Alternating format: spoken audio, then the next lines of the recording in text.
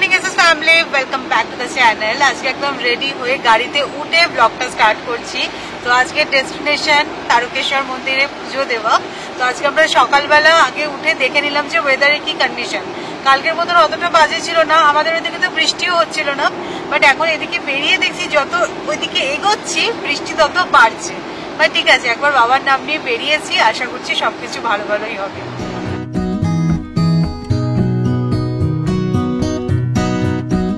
আজকে আমাদের টেকো বাবু উঠেছে সকাল 7টার সময়, তাকে ডেকে ডেকে তোলা হলো, তাই মুড এখন খুব একটা ভালো নয়। পিপির করলে এবার ঘুমিয়ে পড়বে, আর এমনিতেই তো যে গাড়িতে উঠলে ঘুমিয়ে পড়ে। একটু হাই করে দেবে সবাইকে, একটু হাই করে তো।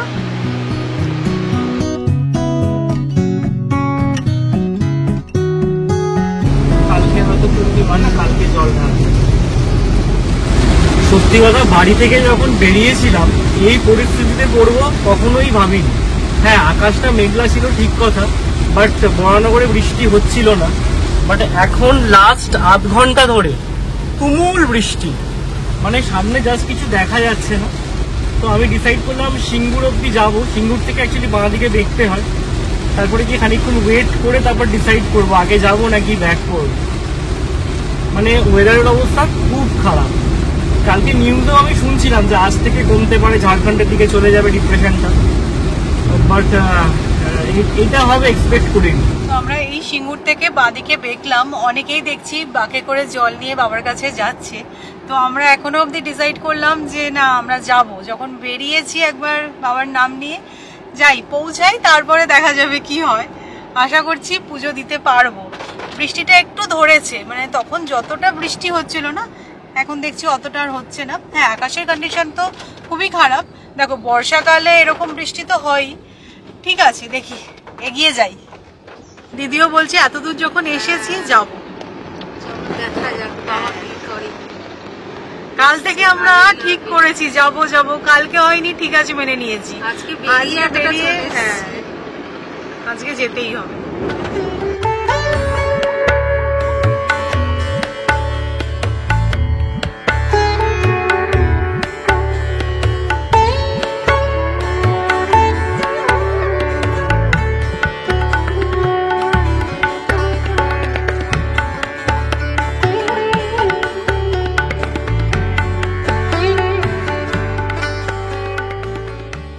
আমরা তারকেশ্বর পৌঁছে গেছি।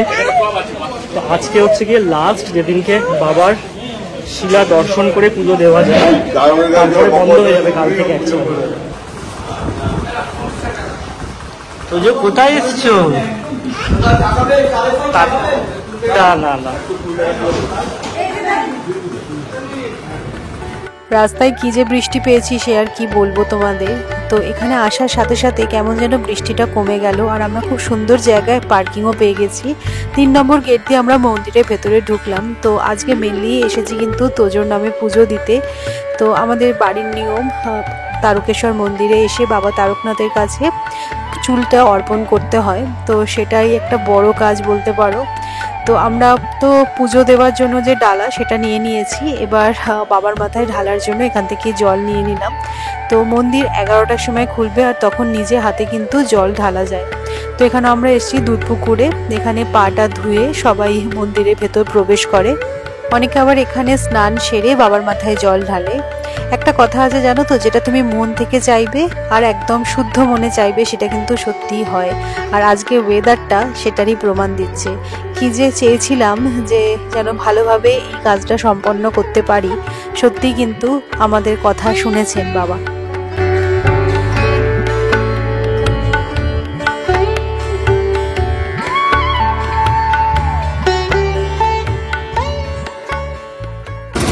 হর হর মহাদেব, হর হর মহাদেব। এই তারকেশ্বর মন্দির যে কতটা জাগ্রত সেটা নিশ্চয়ই তোমাদের বলে দিতে হবে না। তারকেশ্বর মন্দিরের ইতিহাস জড়িয়ে আছে গভীর আধ্যাত্মিকতা ও কিংবদন্তির সঙ্গে। মনে করা হয় প্রায় 300 বছর আগে এক সাধক ভক্তের স্বপ্নে দেখা দেয় স্বয়ং শিব। তিনি নির্দেশ দেন যেখানে এখন মন্দিরটি অবস্থিত সেখানে একটি শিবলিঙ্গ প্রতিষ্ঠা করতে। এভাবেই শুরু হয় তারকেশ্বর মন্দিরের যাত্রা। বিশ্বাস করা হয় যারা আন্তরিক ভক্তি নিয়ে এখানে প্রার্থনা করেন তারকনাথ তাদের সমস্ত দুঃখ কষ্ট পাপ থেকে মুক্তি দেন। সত্যি বলতে কালকে যখন বাধা পড়লো মনটা খুব খারাপ হয়ে গেছিল, কিন্তু আজকে এসে মনটা সত্যি খুব ভালো হয়ে গেল, কারণ এতটা সুন্দরভাবে আমরা পুজো দিতে পারলাম। আর এটা বিশ্বাস হলো যে যেটা হয় সেটা ভালোর জন্যই হয়। জয় বাবা তারকনাথের জয়। খুব ভালো করে পুজো দেওয়া হলো, নিজে হাতে বাবার মাথায় জল ঢাললাম আমরা। দারুণ দারুণ পুজো দিয়েছি, সত্যি কথা। আচ্ছা ঠিক আছে, মন পুরো শান্তি হয়ে গেছে সত্যি কথা। একটু ভিড় আছে ঠিক কথা, ভিড় নেই বলবো না, বাট হ্যাঁ ম্যানেজ করা যাচ্ছে। বাবার গলার মালা তোদের গলায় পরিয়ে দিয়েছি। বলো জয় বাবা তারকেশ্বরের জয়। কাল থেকে কিন্তু দর্শন বন্ধ হয়ে যাচ্ছে, আজকেই শেষ দিন। তো ভেবেছিলাম হয়তো অনেকটা ভিড় পাবো, কিন্তু সেরকম কিছুই নয়। আমরা এত স্মুথলি পুজো দিতে পারলাম, মানে একদম মন্দিরের ভেতর ঢুকে স্পর্শ করে মাথা ঠেকিয়ে 11টার আগে পুজো হলো, আরতি হলো, তারপর আমাদের মাথায় জল ঢালতে পারলাম। খুব ভালো পুজো দিয়েছে। আগে যখন বৃষ্টির মধ্যে মনে হচ্ছিল ফিরে যেতে হবে, হ্যাঁ আমরা ভাবছিলাম পুজো দিয়ে বেরিয়ে এবার আমরা বাতি ধূপকাঠি সবকিছু জ্বালাবো। এখানে মন্দির এই সামনে জায়গা করা আছে আর কি ধূপ জ্বালানোর জন্য।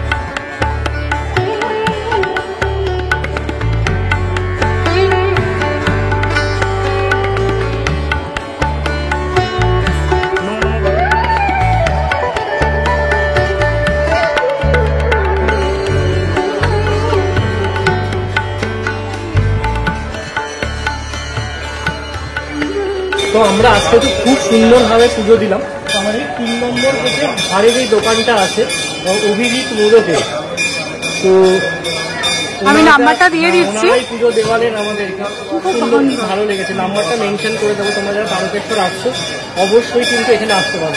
আমাদের 3 নম্বর গেট ঠিক তার পাশে। খুব ভালো পুজো দেওয়া হলো।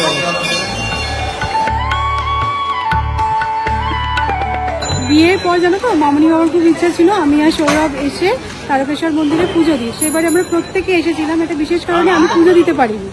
তো এবারে বাবা খুশি হয়ে আমার খুব ভালো দর্শন দিয়েছে। একদম দারুণ, একদম যে শিলাটা আমরা সেটা দেখতে পেয়েছি, আরতি হলো দেখলাম, খুব ভালো হয়েছে। আর ওয়েদারটা নিয়ে কি বলবো, সত্যি কথা। হ্যাঁ এত বৃষ্টি হচ্ছিল, বাট যতক্ষণ আমরা পুজো দিলাম একটুও বৃষ্টি হয়নি। এখন সুন্দর দাঁড়িয়ে আছি, কথা বলছি তোমাদের সাথে। আর দিদি এদিকে বোধহয় কোনো পাথরের বাটি কিনছে, শিব ঠাকুর বসাবে। চীনে থেকে যেই কারণে মেনলি আসা পুজোর চুল কাটা এবং তারকেশ্বরে এসে চুল দেওয়া, সেটা খুব সুন্দরভাবে কমপ্লিট হলো। বাড়ি যাওয়া যাক, আমাদের মোটামুটি সমস্ত কাজ কমপ্লিট, এবার রওনা দেবো। আকাশটা ভালো থাকতে থাকতে বেরিয়ে পড়তে হবে। এখন আমাদের চা পান বিরতি। দিদি চা খায় না, দিদি শুধু বিস্কিট খেলো, আমি আর সৌরভ চা আর বিস্কিট খাই। আমি তো বাপুজি কেকও খেলাম, অ্যাকচুয়ালি খিদে লেগে গেছিলো, বাট টাইমটা এখন এমন হয়ে গেছে 1:45। এখন যদি ভারী কিছু খাই তাহলে আর বাড়ি গিয়ে ভাত খেতে পারবো না। সবাই দেখো বাকি করে জল নিয়ে হ্যাঁ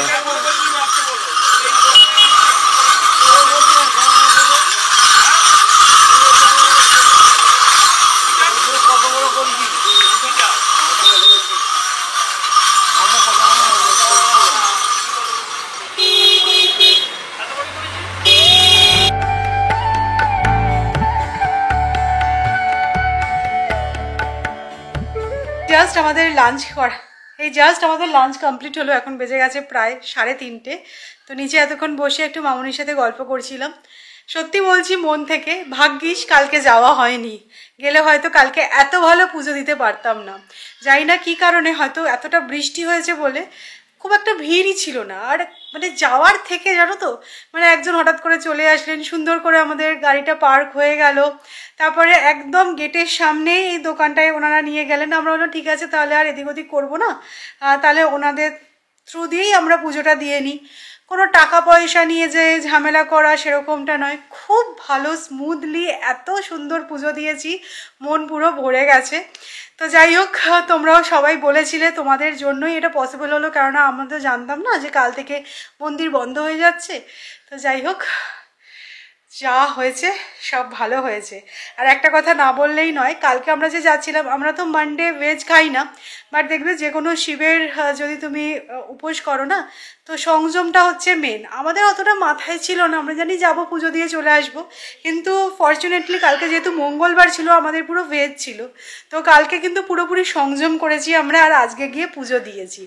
তো আমি সেটাই ভাবছিলাম যে সবকিছু কোইন্সিডেন্টলি হতে পারে না, এটাই হয়তো ইচ্ছা ছিল বাবার। তো ফাইনালি আমাদের বাড়িতে আরো ইনস্টল হয়ে গেছে। সত্যি কথা বলতে আগে থেকে তো প্রভিশন করা ছিল না, এখানে পুরো শেলফ ছিল, তারপরেও যে এত সুন্দরভাবে ফিট করানো গেছে এবং কোনো রকম কিছু এদিক ওদিক না করে এখান থেকে ইনলেটের কানেকশন নিয়ে এখানে আউটলেট করে দিয়ে ওপরে একটা ইলেকট্রিকের পয়েন্ট করে দিয়ে খুব সুন্দর হয়েছে জিনিসটা। আর একটুখানি জাস্ট কাট করে নিয়েছে এই ক্যাবিনেটটা, আর কভার করে দিলে কিন্তু দেখতেও পাওয়া যাচ্ছে না। মানে এবার কলকাতায় এসে one of the most satisfying কাজ হচ্ছে কি আরও ফিট করাটা। মা দুদিন ধরে ইউজ করছে, বলছে খুব সুবিধা হচ্ছে, সকালবেলা গিয়ে আর নিচ থেকে জল ভরতে হচ্ছে। খুব ভালো লাগছে এই জিনিসটা যে করতে পারলাম। আজকে আমরা সকাল থেকে শুধু চার মূর্তি এদিক ওদিক করছি, আমাদের সাথে খুঁজেটাও এসেছে প্যান্টালুন্সে পুজোর মার্কেটিং করতে, পছন্দ করে। পুজোর মাত্র 80 দিন বাকি, মাত্র 80, মাত্র 80।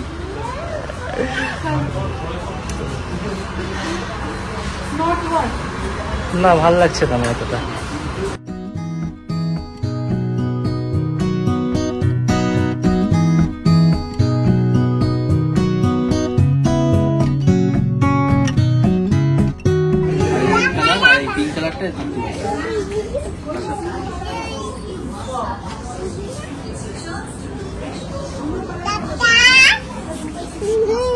কি বলছো তোজো, কি বলছো?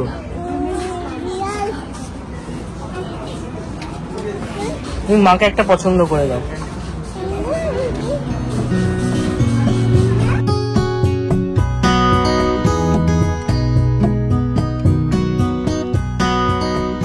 তোজো এটা কে বসেছে? তোদের পা ব্যথা হয়ে গেছে, তোদের পা ছড়িয়ে শপিং করে পা ব্যথা হয়ে গেছে গো। ক্রিম, ঠিক ক্রিম, এটা ক্রিম। কি হবে মাকে ক্রিম? ও জাস্ট আমরা বাড়ি ফিরলাম, এবার ফ্রেশ হবো, আজকে আর ভালো লাগছে না। তো যাই হোক, আমাদের মোটামুটি পুজোর শপিং কিন্তু স্টার্ট হয়ে গেছে। এর মধ্যেই আমরা একদিন বড় বাজারও যাচ্ছি দিদির সাথে। তোমাদের বলেছিলাম না যে দিদির একটা খুব চেনা জানা দোকান আছে, তো ওখানে গিয়ে একটুখানি শাড়ি শপিংও হবে। যেহেতু আমরা এবারে এসেছি, তাই জন্য আমাদের বাড়িতে পুজোর শপিং একটু আর্লি স্টার্ট হয়ে গেছে। এমনি তো পুজো এবারে একটু তাড়াতাড়ি, অনেকেই দেখছি পুজোর শপিং করছে। তো যাই হোক, দিদি এবারে বলেছে শাড়ি নেবে না, কারণ দিদির নাকি প্রচুর শাড়ি হয়ে গেছে। লাস্টবারে এসেও আমি দিদিকে শাড়ি দিয়েছিলাম, তো দিদি বলছে অন্য কিছু। তো এখনও অবধি আমি প্ল্যান করিনি। দিদি অ্যাকচুয়ালি সালোয়ার পরে না, তো প্রথমে ভেবেছিলাম যে সালোয়ারের পিস দেবো, দিদি সুন্দর করে বানিয়ে নেবে, কিন্তু দিদি যেহেতু পরে না, তাই এখন ভাবছি যে কি দেওয়া যায়। তো দেখা যাক, সবার জন্যই মোটামুটি টুকটাক শপিং আমি করছি। তো যাই হোক, শপিং চলবে। তবে আজকের এই ব্লগটা এড করার আগে কিছু জিনিস ক্লিয়ার করতে চাই। আমি কলকাতায় আসার পর থেকেই বেশ কিছু জন আমাকে লিটারেলি পোক করছো যে কেন আমি আমার বাপের বাড়িতে যাচ্ছি না। অনেকে তো এভাবেও আমাকে অ্যাটাক করছো যে আমার মায়ের নাকি নি রিপ্লেসমেন্ট হয়ে গেছে, বাট তাও আমি সেসব দিকে খেয়াল দিই না, তাই আমি ও বাড়িতে যাচ্ছি না। তো আমি জানি না তোমাদের কাছে এই ইনফরমেশনটা কে দিল। হ্যাঁ, আমি ডেফিনেটলি বলেছিলাম যে আমার মায়ের হাঁটুর অপারেশন হবে, বাট পরে আমি আবারও একটা ব্লগে ক্লিয়ার করেছিলাম যে আমার মায়ের হাঁটুর অপারেশন হচ্ছে না বেশ কিছু কারণের জন্য। তো সেটা নিশ্চয়ই তোমরা নোটিস করোনি। তো বাপের বাড়িতে যাচ্ছি না কেন, হ্যাঁ অনেক দিন হয়ে গেল শ্বশুর বাড়িতে আছি। আমি জানি এই সেম জিনিসটা যদি আমি আমার বাপের বাড়িতে থাকতাম, শ্বশুর বাড়িতে আসতাম না, তোমরা তখনও বলতে আমাকে যে তুমি কেন তোমার শ্বশুর বাড়িতে থাকো না, তুমি সবসময় তোমার বাপের বাড়িতে পড়ে থাকো। বাট ক্লিয়ার করছি এই কারণেই, নেগেটিভভাবে নয়, পজিটিভভাবেই, যে আমি অ্যাকচুয়ালি এবারে ডিসাইড করেই এসেছিলাম যে আমি এবারই ওবারই করবো না। যেহেতু তোমরা জানোই আমার বাপের বাড়ি শ্বশুর বাড়ির ডিস্টেন্স অনেকটাই, পুরো north Calcutta to south Kolkata. তো সেই কারণে না কি বলতো, তোজোর জন্য সমস্ত কিছু গুছিয়ে আমাকে যেতে হয়। তো একবার গোছালাম, মায়ের কাছে গেলাম, আবার ওখান থেকে সব কিছু গুছিয়ে এই বাড়িতে ফিরলাম। তো সেটার থেকে বেটার আমরা একেবারে বরানগর থেকে সমস্ত কিছু প্যাক করে মায়ের কাছে চলে যাব, ওখানে 3-4 দিন থেকে আমরা পুনে ব্যাক করব। এবার বলতেই পারো এখানে এত বেশি দিন, তাহলে মায়ের কাছে কেন কম দিন, সেটাও বলে দিচ্ছি। কারণটা হচ্ছে আমার মা বাবা অনেক দিনই আমার কাছে এসেছিলেন, তোমরা জানো, সেটা ব্লগে দেখিয়েছিলাম। তো যেহেতু মামুনিরা তোজোকে পায় না, সেই জন্য আমার মনে হয়েছে যে এ বাড়িতে একটু বেশি দিন থাকা উচিত, তাহলে তোজোকে মামুনিরা একটু বেশি দিন পাবে। মারা তো চাইলেই যেতে পারে, তোমরা জানোই, কিন্তু মামুনিদের পক্ষে এখন পসিবল নয় পুনে যাওয়া, এটা আগেও অনেকবার ডিসকাস করেছি। তো এটাই হচ্ছে রিজন, আমি নিশ্চয়ই যাব আমার মায়ের কাছে। আমার মা বাবার প্রতি দায়িত্ব, কর্তব্য তোমাদের মনে করিয়ে দিতে হবে না, নিশ্চয়ই আমার সেটা মনে রাখার আমার দায়িত্ব। তো আমি নিশ্চয়ই যাব, কিছুদিনের মধ্যেই আমাদের কলকাতা ট্রিপ অলমোস্ট শেষের পথে। তো সব কিছু প্যাক ট্যাক করে একবারে মায়ের বাড়িতে চলে যাব, ওখান থেকে আমরা পুনে ব্যাক করবো, এবারে এটাই স্কেডিউল। যাই হোক চলো এবার ফ্রেশ হই, আর আজকের ব্লগটা এই পর্যন্তই। যদি তোমাদের ভালো লাগে তাহলে অবশ্যই করে লাইক করো, শেয়ার করো, আর প্লিজ চ্যানেলটা সাবস্ক্রাইব করো। ইন্টারেস্টিং ব্লগে দেখা হচ্ছে কালকে আবারও, ততক্ষণের জন্য টাটা, গুড নাইট।